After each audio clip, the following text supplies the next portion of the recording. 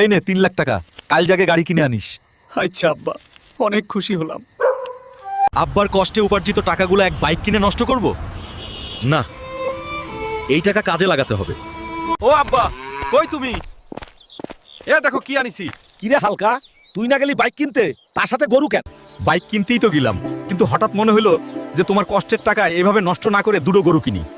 আমি 2 লাখ দিয়ে দুটো গরু কিনেছি, বাকি 1 লাখ দিয়ে গরুর ফার্ম করব, তারপর যেটা লাভ হবে সেটা দিয়ে বাইক কিনবো। হালকা, তোর মাথায় এই বুদ্ধি কই থেকে আইলো রে আব্বা? আব্বা, আমি এখন ভার্সিটিতে পড়ি, এখন যদি আমার এই বুদ্ধি না হয় তাহলে আর কখন হবে? ঠিক আছে, আল্লাহ তোর কাজে বরকত দান করুক। আমিন।